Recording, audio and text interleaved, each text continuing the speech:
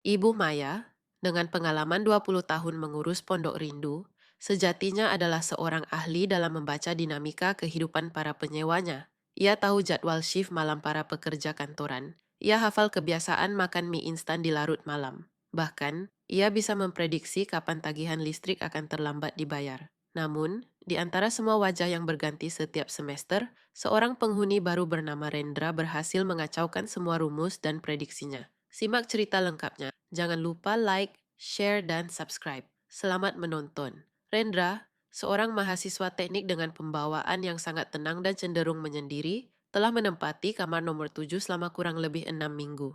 Kamar tersebut, yang terletak di ujung lorong paling sunyi, seolah menjadi cerminan sempurna kepribadian Rendra.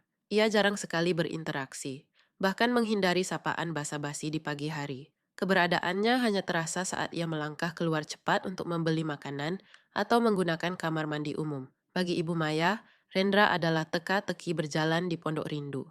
Yang paling mengusik ketenangan malam Ibu Maya adalah suara yang tak pernah absen dari kamar nomor 7. Itu adalah rentetan ketukan yang tidak teratur, namun sangat cepat, berirama, dan terkadang disertai gemuruh lembut yang ia duga adalah dengungan kipas pendingin laptop. Suara itu biasanya mulai terdengar setelah jam 10 malam, ketika hampir semua lampu di Pondok Rindu telah padam. Bagi telinga Ibu Maya yang terlatih, suara itu bukanlah ketikan laporan atau tugas kuliah biasa. Itu lebih intens, lebih mendesak. Ini bukan suara orang mengetik. Ini seperti seseorang sedang berperang dengan keyboard. Gumam Ibu Maya suatu malam saat ia duduk di kursi rotan di ruang tengah. Rasa penasaran itu perlahan bergeser menjadi kekhawatiran yang mendalam. Ibu Maya tumbuh besar dengan kisah-kisah kejahatan siber yang marak di berita. Apa yang dilakukan Rendra di balik pintu tertutup itu? Jangan-jangan pemuda pendiam ini terlibat dalam kegiatan yang merugikan atau bahkan berbahaya. Pikiran-pikiran liar mulai menghantuinya. Penipuan online, transaksi gelap, atau skema pembobolan rekening. Untuk menguji hipotesisnya, Ibu Maya merencanakan sebuah penyelidikan kecil. Suatu malam, ia menunggu hingga suara ketukan itu mencapai puncaknya. Dengan dalih menyapu, ia membawa sapu lidi kuno dan berjalan menyusuri lorong yang remang-remang. Ia sengaja menghentikan langkah di depan kamar nomor 7, mendekatkan telinga ke daun pintu kayu yang tebal. Derap klak-klak-klak cepat, sangat cepat. Terdengar Rendra bergumam pelan di sela-sela ketukan, nadanya tegang dan penuh konsentrasi. Tidak bisa, kamu harusnya di mute. Cepat, cepat. Ah sial, terlambat. Anak ini bicara dengan siapa? Ponselnya juga selalu sunyi. Ia tidak pernah menerima telepon, batin Ibu Maya. Ia melirik ke sekeliling, memastikan tidak ada penghuni lain, termasuk Sari, yang kamarnya bersebelahan, yang memergokinya. Keesokan harinya, Bu Maya memutuskan untuk berterus terang, setidaknya kepada Sari. Ia menyeduh teh hangat di dapur sambil menunggu Sari keluar. Sari, Ibu mau tanya sesuatu yang penting, bisik Ibu Maya. Kamu kan kamar bersebelahan. Kamu tahu persis apa yang Rendra lakukan setiap malam? Sari, seorang mahasiswi yang ramah, tampak berpikir sejenak. Sejujurnya, saya kurang tahu, Bu. Saya hanya mendengar suara itu. Suara keyboard mekanik yang sangat kencang. Kadang saya dengar dia berteriak kecil karena kesal. Saya kira dia gamer hardcore. Atau mungkin dia freelancer coding yang dikejar deadline ketat. Tapi kalau urusan lain, dia sangat tertutup. Dia tidak pernah membawa teman, dan kamarnya selalu rapi. Jadi, saya yakin dia bukan pembuat onar, Bu. Jawaban Sari tidak sepenuhnya menenangkan Ibu Maya. Seorang gamer pun bisa begadang, tapi konsistensi dan intensitas Rendra terasa tidak biasa. Kekhawatiran Bu Maya semakin meruncing. Ia merasa bertanggung jawab atas apapun yang terjadi di bawah atap Pondok Rindu. Ia harus tahu, dan ia harus bertanya langsung, demi kebaikan Rendra dan demi ketenangan pikirannya sendiri. Ibu Maya tidak bisa menunggu lebih lama lagi. Rasa penasaran bercampur tanggung jawab sebagai pemilik kos mendorongnya untuk mengambil langkah drastis. Ia menunggu hingga larut malam, saat suara ketukan Rendra sedang memuncak, lalu ia mengetuk pintu kamar nomor 7 dengan ketukan yang tegas. Rendra, ibu harus bicara sebentar. Pintu terbuka. Rendra tampak terkejut, matanya terlihat sedikit lelah, tetapi ia tetap sopan. Di belakangnya, layar komputer memancarkan cahaya biru, memperlihatkan sebuah arena virtual yang ramai dengan grafis yang kompleks. Ibu Maya, ada apa, Bu? Maaf kalau suara saya mengganggu, tanya Rendra. Ibu dengar dari luar ini seperti ada keributan yang intens, Nak. Kamu sedang apa sebenarnya? Ibu khawatir, desak Ibu Maya, berusaha menyembunyikan kelegaan karena tidak menemukan hal yang ia takutkan. Rendra tersenyum tipis, senyum yang jarang sekali ia tunjukkan. Keributan apa, Bu? Saya sedang main game saja. E-sport, Bu. Tim saya sedang ikut turnamen kecil-kecilan. Bu Maya terperangah. Semua kecurigaannya tentang kejahatan siber, tentang aktivitas gelap, buyar seketika. Jadi, semua suara itu, suara kamu menekan keyboard dan mouse saat bermain game? Iya, Bu.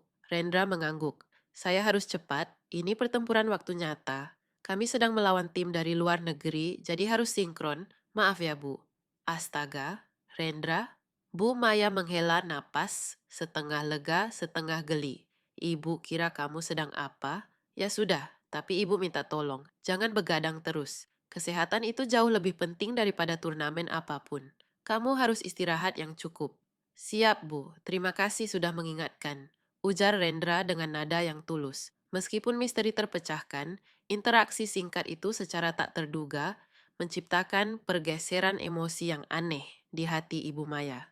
Rendra, yang tadinya hanyalah objek kecurigaan, kini berubah menjadi objek perhatian. Suara keyboard yang dulunya mengganggu, kini menjadi semacam pengingat akan keberadaan Rendra, memberinya rasa aman. Ibu Maya mulai menyadari bahwa ia tidak lagi hanya mengkhawatirkan Rendra sebagai pemilik kos. Ia mulai menunggu momen Rendra keluar dari kamar, mengamati detail kecil. Cara Rendra tersenyum saat menerima paket, bagaimana ia menyesap kopi panas di pagi hari, hingga gerak-geriknya yang terkesan selalu terburu-buru. Maya, hentikan. Tegur Ibu Maya pada bayangannya sendiri di cermin, mencoba menepis perasaan yang tak masuk akal. Dia itu seperti anakmu. Kamu tidak boleh berpikiran aneh. Namun, perlawanan batinnya sia-sia. Perasaan itu tumbuh subur dalam keheningan pondok rindu. Ia menikmati saat-saat Rendra berada di dekatnya. Suatu pagi, ia memberanikan diri. Ketika Rendra hendak pergi membeli sarapan, Ibu Maya menahannya. Rendra, kalau kamu hanya mau beli mie instan atau bubur, lebih baik kamu sarapan di rumah saja. Ibu sering masak lebih banyak. Sayang kalau kamu selalu makan di luar. Rendra tampak terkejut dengan tawaran itu, tetapi senyum di wajahnya mengembang. Wah, serius Bu? Itu tawaran yang tidak bisa saya tolak. Terima kasih banyak. Momen sarapan bersama di dapur umum Pondok Rindu, meski hanya sesekali, menjadi highlight harian bagi Ibu Maya. Ia merasa hidupnya kembali berwarna. Namun, gejolak batinnya semakin kuat. Puncaknya terjadi saat Rendra, suatu malam, menemaninya duduk di teras setelah makan malam. Bu, masakan ibu enak sekali. Saya jadi merasa sangat betah, kata Rendra. Kadang saya merasa seperti kembali ke rumah, seperti anak ibu saja deh. Kalimat polos dan tulus itu seketika menghantam hati Ibu Maya. Ia tersenyum getir. Ya, Rendra, ibu memang sudah menganggapmu seperti anak ibu sendiri. Jawabnya, berusaha keras menjaga nada suaranya tetap netral. Sementara di dalam, ia merasa hancur. Ia tahu dirinya mencintai Rendra. Dan ungkapan Rendra adalah sebuah tembok nyata yang memisahkan mereka. Rasa bersalah dan rasa cinta kini beradu di dalam dirinya. Ia mencoba menjauh, bersikap lebih sibuk, tetapi Rendra dengan kepekaannya justru semakin mendekat. Suatu malam, ia mendapati Ibu Maya duduk sendirian di ruang tengah. Bu, kok sendirian? Tanya Rendra. Saya lihat ibu sering duduk di sini, seperti ada banyak yang ibu pikirkan. Kalau ibu butuh teman ngobrol, saya ada kok. Saya janji akan mendengarkan tanpa menghakimi. Ketulusan Rendra membuat Ibu Maya merasa seperti dihantam ombak. Ia tahu, ia harus jujur. Memendam perasaan ini hanya akan menyakitinya. Itu adalah malam di mana ia memutuskan untuk mengakhiri sandiwara batinnya, apapun risikonya. Ia mengambil ponsel, tangannya bergetar, dan mengetik pesan singkat kepada Rendra. Ia harus mengatakan yang sebenarnya. Pesan singkat Ibu Maya dikirimkan dengan jantung berdebar kencang. Ia meminta Rendra datang ke kamarnya untuk membicarakan hal yang sangat serius. Tak butuh waktu lama, Rendra sudah berdiri di depan pintu. Ibu Maya, ada apa? Saya cemas melihat pesan ibu, tanya Rendra.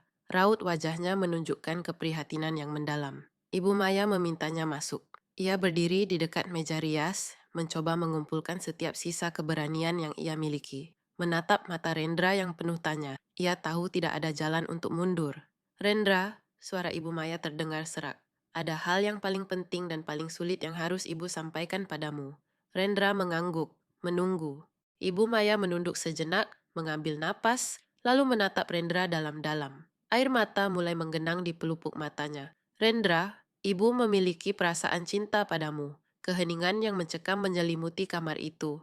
Hanya suara detak jam dinding yang terdengar, Rendra membeku, raut terkejut murni terlihat jelas di wajahnya. Bibirnya sedikit terbuka, seolah ia ingin berbicara, tetapi tidak ada kata yang berhasil keluar.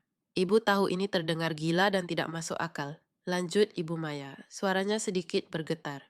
Ibu jauh lebih tua darimu. Tentu, kamu hanya menganggap ibu sebagai pemilik kos, mungkin sebagai sosok keibuan. Tapi, perasaan ini nyata, nak. Dan ibu tidak sanggup lagi berpura-pura. Ibu hanya ingin kamu tahu. Rendra akhirnya berhasil berbicara. Nada suaranya rendah dan pelan. Bu, saya benar-benar tidak tahu harus merespons apa. Kamu tidak perlu menjawab, Rendra. Balas Ibu Maya memberikan senyum pahit. Ibu hanya ingin melepaskan beban ini. Ibu hanya butuh kamu tahu. Setelah ini, ibu janji semuanya akan kembali normal. Anggap saja ini angin lalu. Malam itu, Ibu Maya merasa beban di dadanya terangkat. Meski ia yakin ia telah menghancurkan hubungan baik mereka, ia yakin cintanya yang mustahil itu tidak akan pernah terbalas. Sementara itu, Rendra kembali ke kamar nomor 7, pikirannya kacau balau. Pengakuan Ibu Maya adalah sebuah plot twist dalam hidupnya. Rendra menghabiskan sisa malam untuk merenung.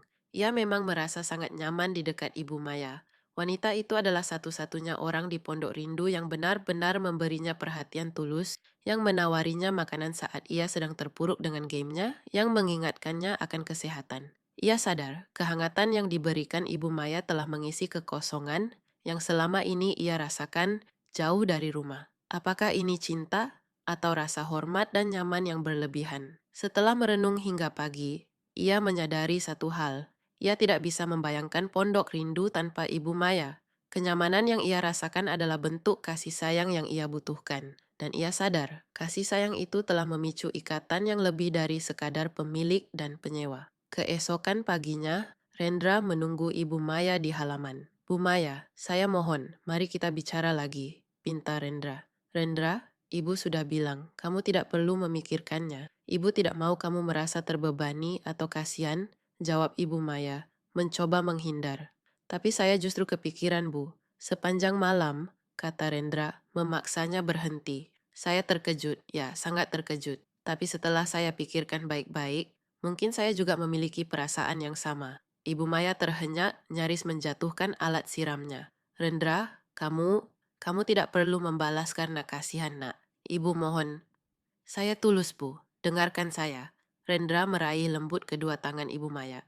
Saya tidak bilang ini karena kasihan. Saya suka cara ibu merawat saya, perhatian ibu yang tulus. Saya suka bagaimana ibu menjadi rumah bagi saya. Saya tidak bisa bayangkan kalau saya harus pergi dari sini tanpa ibu. Kenyamanan ini, saya butuh itu, Bu. Ibu Maya merasakan air matanya kembali menggenang, tetapi kali ini itu adalah air mata kebahagiaan. Tapi Rendra, perbedaan usia kita, Ibu Maya masih mencoba mencari celah untuk menyangkal. Bagaimana dengan pandangan orang? Rendra tersenyum lebar. Mungkin orang akan menganggap ini aneh, tapi Bu, siapa yang peduli? Yang saya tahu, saya bahagia dan aman di sini, bersama Ibu. Kita tidak akan menyakiti siapapun. Kita hanya saling mencintai. Ibu Maya akhirnya tersenyum. Rendra menariknya perlahan ke dalam pelukan. Di bawah sinar matahari pagi, Pondok Rindu yang biasanya sunyi, kini menjadi saksi bisu dari terjalinnya kisah cinta yang tidak terduga, sebuah kisah di mana ibu kos benar-benar memahami keinginan terdalam penghuninya dan sebaliknya. Setelah pengakuan yang saling terbalas di pagi hari, suasana di Pondok Rindu berubah. Meskipun perubahannya hanya terasa samar dan intim, tidak kasat mata oleh penghuni lain. Bagi Rendra dan Ibu Maya, kesunyian yang dulu mengiringi hubungan mereka kini terasa penuh makna, diisi oleh pemahaman dan ikatan yang baru. Ibu Maya, yang biasanya diselimuti kegelisahan atas usia dan perasaannya, kini merasa ringan. Ia menyadari bahwa kekhawatiran terbesar bukan terletak pada perbedaan usia, melainkan pada ketakutan untuk tidak dicintai. Kini, ia dicintai, tulus dan tanpa syarat, oleh pemuda yang paling tidak terduga. Sementara Rendra, yang sebelumnya dikenal sebagai sosok paling penyendiri dan terfokus pada dunianya, mulai menunjukkan sisi yang lebih hangat dan terbuka. Ia tidak lagi terburu-buru saat keluar kamar. Ia sengaja meluangkan waktu untuk menyapa Ibu Maya di teras atau sekadar minum kopi sebentar di dapur umum. Interaksi mereka dipenuhi senyum rahasia dan tatapan mata yang lama. Ritme ketukan keyboard Rendra di malam hari pun terasa berbeda bagi Ibu Maya. Dulu, suara itu adalah simbol misteri dan obsesi. Sekarang, suara itu adalah melodi yang mengiringi malamnya, menandakan bahwa Rendra ada di sana di kamar nomor 7. Bekerja keras untuk mimpinya dan untuk masa depan yang kini terasa sedikit, mereka miliki bersama. Hubungan mereka bersemi secara diam-diam. Mereka sepakat untuk menjaga hubungan ini dari pengetahuan penghuni lain untuk sementara waktu. Ibu Maya khawatir akan gosip yang tak terhindarkan, sementara Rendra ingin memastikan hubungannya stabil sebelum menghadapi pandangan masyarakat. Rendra, kamu yakin kamu tidak akan menyesal nanti? Tanya Ibu Maya suatu sore, saat mereka berbagi teh di ruang tengah yang sepi. Dunia kamu masih luas, kamu masih bisa bertemu banyak gadis sebayamu. Rendra tersenyum, meletakkan cangkir tehnya. Ia meraih tangan Ibu Maya, mengusap punggung tangannya dengan ibu jari. Bu, dunia saya luas karena saya bebas memilih kemana saya akan pergi, dan pilihan saya saat ini adalah di sini bersama ibu. Saya sudah lelah mencari kehangatan di tempat lain. Ibu adalah kehangatan itu. Saya tidak menyesal. Jawaban Rendra selalu berhasil meredakan keraguan Ibu Maya. Ia kagum pada kedewasaan emosional Rendra yang melampaui usianya. Perhatian Rendra kini bukan sekadar basa-basi penghuni kos. Ia mulai memperhatikan hal-hal kecil di Pondok Rindu. Jika ia melihat Ibu Maya tampak kelelahan setelah membersihkan kamar mandi, Rendra akan menawarkan diri untuk membantu mengangkat galon air atau membersihkan halaman. Ibu, saya janji akan menjaga ibu. Ibu tidak akan sendirian lagi, ucap Rendra suatu kali, saat Ibu Maya sedang duduk termenung di malam hari. Ibu tahu itu nak, dan ibu akan selalu mendukung semua impianmu, termasuk e-sport yang kamu geluti itu. Balas Ibu Maya, menyandarkan kepalanya ke bahu Rendra. Hubungan mereka menjadi tempat pelarian yang indah bagi keduanya. Bagi Ibu Maya, Rendra adalah semangat muda yang menyegarkan kembali jiwanya yang sempat layu karena kesendirian. Bagi Rendra, Ibu Maya adalah jangkar, sosok yang memberinya stabilitas emosional dan rumah sejati di tengah kerasnya persaingan kuliah dan dunia game profesional. Namun, mengelola rahasia di sebuah rumah kos yang penuh mata pengamat bukanlah perkara mudah. Sari, penghuni kamar sebelah, mulai menyadari perubahan sikap Rendra. Bu Maya, Rendra sekarang sering senyum, ya. Biasanya mukanya datar aja kayak keyboard mati. Celetuk Sari suatu siang di dapur. Dia juga sering bantu ibu angkat barang. Tumben banget dia mau keluar kamar selain buat makan. Ibu Maya tertawa kecil, berusaha menyembunyikan rona merah di pipinya. Ah, dia memang baik, Sari. Mungkin dia sudah merasa betah di sini. Setiap pertanyaan yang terarah kepada Rendra atau dirinya adalah ujian bagi Ibu Maya. Ia tahu momen kejujuran harus segera tiba. Ia tidak ingin rahasia ini, yang seharusnya menjadi sumber kebahagiaan, justru menjadi beban dan mengundang kecurigaan negatif. Malam harinya, Ibu Maya berbicara kepada Rendra mengenai hal ini. Rendra, Ibu pikir kita tidak bisa terus seperti ini. Sari sudah mulai bertanya, kalau sampai ada yang salah paham, itu akan sulit bagi Ibu dan juga reputasimu. Rendra mengangguk, ia sudah memikirkan hal ini. Saya tahu Bu, saya siap kok. Tapi saya ingin memastikan dulu, Ibu benar-benar tidak keberatan kita menjalaninya secara terbuka? Saya tidak ingin membuat Ibu malu. Malu? Ibu Maya tersenyum tulus. Sejak kamu memilih Ibu sudah merasa menjadi wanita paling beruntung di dunia ini. Ibu bangga padamu, nak. Rendra tersenyum lega. Baik, kalau begitu. Mari kita tunjukkan kepada Pondok Rindu bahwa cinta tidak mengenal usia, hanya mengenal kenyamanan dan kebahagiaan. Mereka sepakat untuk perlahan-lahan menunjukkan kedekatan mereka. Dimulai dari sarapan bersama yang rutin, hingga Rendra yang kini tak ragu lagi duduk di teras sambil bercerita tentang dunia e-sportnya kepada Ibu Maya di depan penghuni lain. Ibu Maya tahu, perjalanan mereka baru saja dimulai. Akan ada tatapan menghakimi, bisikan di belakang pintu, dan mungkin cemoohan. Tetapi, selama ia memiliki genggaman tangan Rendra, ia merasa siap untuk menghadapi badai apapun. Mereka berdua, pemilik kos Parubaya dan mahasiswa gamer yang pendiam, telah menemukan ritme mereka sendiri. Sebuah harmoni yang terukir dalam kesunyian Pondok Rindu. Keputusan untuk membuka hubungan mereka membawa babak baru dalam kehidupan Ibu Maya dan Rendra. Perlahan namun pasti, kedekatan yang mereka tunjukkan mulai memicu reaksi yang telah diperkirakan Ibu Maya, badai bisikan. Beberapa tahun kemudian, Pondok Rindu tidak lagi hanya dikenal sebagai tempat kos yang tenang. Ia dikenal sebagai rumah di mana sebuah kisah cinta yang melampaui usia telah terjalin. Ibu Maya dan Rendra menjalani hidup mereka dengan sederhana, namun penuh makna. Suara ketukan keyboard yang dulu menjadi sumber kecurigaan, kini berubah fungsi. Ia bukan lagi ketukan game di tengah malam, melainkan suara pekerjaan Rendra sebagai developer software yang sukses, atau sesekali suara ketikan untuk menulis surat cinta sederhana kepada Ibu Maya. Rendra membuktikan bahwa ia adalah pria yang paling mengerti apa yang dibutuhkan Ibu Maya. Bukan kemewahan, tetapi rasa aman dan cinta yang tulus. Ia menepati janjinya, menjaganya dari kesepian. Dan Ibu Maya, si pemilik kos yang teliti, akhirnya menemukan ritme hidup yang sempurna, sebuah harmoni abadi yang berdetak dari kamar nomor 7, menyelimuti seluruh pondok rindu dengan kehangatan abadi. Mereka berdua adalah bukti hidup bahwa cinta sejati tidak pernah membutuhkan izin dari masyarakat. Ia hanya butuh kenyamanan, kejujuran, dan kesediaan dua hati untuk menepis segala ketakutan. Ibu Maya akhirnya menemukan kebahagiaan yang ia cari, bukan sebagai ibu kos yang kesepian, tetapi sebagai kekasih yang dicintai seutuhnya.